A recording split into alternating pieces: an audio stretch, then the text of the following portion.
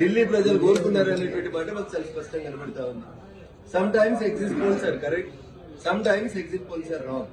అన్ని సార్లు అవి కరెక్ట్ కాలేదు, అన్ని సార్లు అవి తప్పు కూడా కాలేదు. కానీ అక్కడ ప్రజల మూడైతే ఆమ్ ఆద్మీ పార్టీకి వ్యతిరేకంగా ఉంది, భారతీయ జనతా పార్టీకి అనుకూలంగా కనబడింది అనేది మాత్రం వాస్తవం.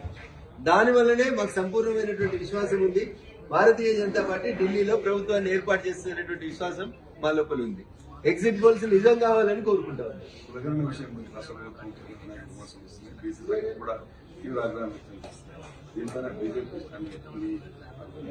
ఇప్పుడు కొండందవి ఎల్కన్ పెట్టిన చందనంగా గత ప్రభుత్వం చేసినటువంటి సమగ్ర కుటుంబ సర్వే ఫలితాలని ఆ ప్రభుత్వం ప్రకటించలేదు, ఈ ప్రభుత్వం కూడా ప్రకటించలేదు. అధికారులు అప్పుడున్నోళ్ళే ఇప్పుడున్నారు, కాకపోతే ముఖ్యమంత్రి స్థానాలు మాత్రం మారినాయి. అప్పుడు ప్రతిపక్షంలో ఉన్న ఇప్పుడు పాలకపక్షం అయింది. సమగ్ర కుటుంబ సర్వే ముఖ్య ఉద్దేశం గాని, కులగణన ముఖ్య ఉద్దేశం గాని కాంగ్రెస్ పార్టీ ఏం చెప్పిందంటే ఏ కులాలకు సంబంధించి ఎంతమంది ఉంటే ఆ జనాభా నిష్పత్తి లోపల దామాషా పద్ధతిలో వాళ్ళని అధికారంలోకి తీసుకొస్తామని చెప్తున్నారు.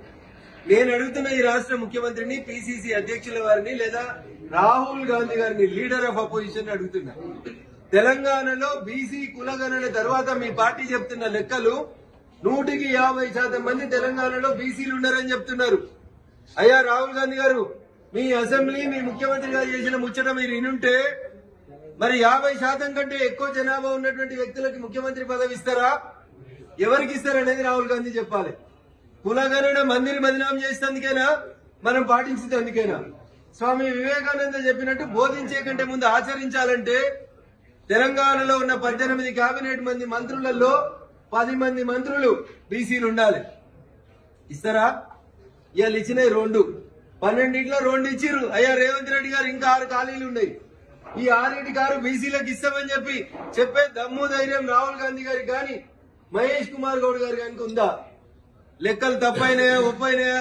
2014 ఉన్న జనాభా 2024 తగ్గుతుందా పెరుగుతుందా? భూతద్దాలు పెట్టి తర్వాత మాట్లాడుకుందాం. బట్ మీరు ఫెయిర్ గా చెప్తుంది ఏంది, రఫ్ గా చెప్తుంది ఏంది? మేమందరం లెక్కలు చేయకుండానే చెప్పింది కూడా కదే. బీసీ కులాల జనాభా 50% ఉంటది. ఎంతమంది ఉంటే కానీ మంత్రి పదవులు ఇయ్యండి, 18లో 10 ఇయ్యండి. అప్పుడు కాంగ్రెస్ కి చిత్తశుద్ధి ఉందని తెలుస్తుంది. చిత్తలేని శుద్ధి, చిత్తం మీద ఉన్నది పైకం మీద ఉన్నది శుద్ధి అనేటువంటి పరిస్థితిని కాంగ్రెస్ పార్టీ కులగణన తర్వాత చెప్పాలనుకుంటే కాంగ్రెస్ పార్టీకి అది బూమరాంగ్ అవుతుంది. 2014 జనాభా లెక్కలకి సమగ్ర కుటుంబ సర్వేకి శాంక్టిటీ ఏడుంది అని అడిగింది ప్రభుత్వం. ఇలా కాంగ్రెస్ మంత్రులు మాట్లాడుతుండ్రు సమగ్ర కుటుంబ సర్వేకి శాంక్టిటీ ఏడుందని. సమగ్ర కుటుంబ సర్వే జరగలేదా? ప్రభుత్వం దగ్గర రిపోర్ట్ కాగితాలు ఉన్నాయా లేవా? కేసీఆర్ అంటే ఆయన సమగ్ర కుటుంబ సర్వే కాగితాల్ని సంకల పెట్టుకుని ఫామ్ హౌస్ కు పోయిందా? ఒకవేళ సమగ్ర కుటుంబ సర్వే కాగితాలు రాష్ట్ర ప్రభుత్వం దగ్గర సెక్రటరియట్ లేకపోతే చీఫ్ సెక్రటరీ గారు కంప్లైంట్ పెట్టండి. 100 కోట్ల ప్రజాధనాన్ని ఖర్చు పెట్టి సమగ్ర కుటుంబ సర్వే చేసిండ్రు. ఆ కాగితాలు ఏడికిపోతాయి? ఆ రిపోర్ట్లన్నీ ఏడికిపోయినాయి? కంప్యూటర్ డిస్క్లు ఏడికిపోయినాయి?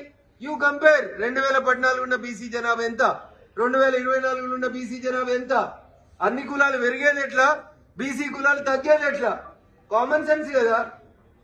ఈ మాత్రం కూడా ఆలోచించకుండా కాంగ్రెస్ పార్టీ మేం చేసినాం ఈ చేసుడు కాదు. ఆ ఫలితాలని ఆ కులాలకు ఇచ్చినాక మాట్లాడాలి. కాబట్టి కాంగ్రెస్ పార్టీకి చిత్తశుద్ధి లేదు. కులగణన అనేది వాళ్ళు ఒక బహానాగా పెట్టుకున్నారు. రాష్ట్ర ప్రభుత్వ వైఫల్యాలని కప్పిపుచ్చుకోవడానికి మేమేదో చేసినాం అని సంకలు గుద్దుకునే కార్యక్రమం తప్ప దాంట్లో ఏం లేదు. అందుకని మా గౌరవ బీసీ కాంగ్రెస్ మంత్రులకి ఇద్దరికి కూడా నేను చేసే అప్పీల్, మా మీద కాదు అరవాల్సింది మీరు, పోయి మీ ముఖ్యమంత్రి గారితో లొల్లి పెట్టుకోరి. 12 7 మాయి ఖాళీ చేయి 5 అని అడుగుండ్రి, లేకపోతే ఇంకా కొత్త ఇయ్యండ్రి, మా బీసీలకు ఇయ్యండి కొట్లాడుర్రి. మేము మాట్లాడుతున్నాం, మీరెందుకు మాట్లాడారు? ప్రతిపక్షాల మీద మాట్లాడేందుకు వచ్చిన నోరు మీ ముఖ్యమంత్రి మీద మాట్లాడాలి. జనాభా దామాజ ప్రకారం మంత్రి పదవులు ఇవ్వమని అడుగుండ్రి. 20% ఉన్న ఎస్సీలకి 20% మంత్రి పదవులు ఇవ్వమని అడుగుండ్రి. కాంగ్రెస్ పార్టీ ప్రతి దగ్గర బీజేపీని అంటది మైనార్టీలను మోసం చేస్తున్నారని. తెలంగాణలో ఒక్క మైనార్టీ మంత్రి ఉన్నాడేమో చెప్పమని రేవంత్ రెడ్డిని, రాహుల్ గాంధీని చెప్పమని. 10% 12% ముస్లింలు ఉన్నారన్నారు కదా, ఒక్క మంత్రి పదవిని ఇచ్చిండా ఈయన? అంటే ఎదురుంగా ఉన్న వాళ్ళని తిట్టేందుకు మాత్రం నోరు వస్తుంది ముఖ్యమంత్రి గారికి. కానీ వాస్తవాలను జీర్ణించుకునేటువంటి శక్తి కాంగ్రెస్ కి ఎప్పుడూ లేదు. కాబట్టి కులగణన మీద ఇన్ని గొంతులు లేస్తున్నాయి. ఎవరి గొంతులు? కాంగ్రెస్ గొంతులు లేస్తున్నాయి. బీసీ బిడ్డల గొంతులు లేస్తున్నాయి. వాటిని కూడా అనగదొక్కాలని మీరు అనుకుంటే అది మీ పార్టీ పతనానికి దారి తీస్తే తప్ప ఇంకొకటి కాదు.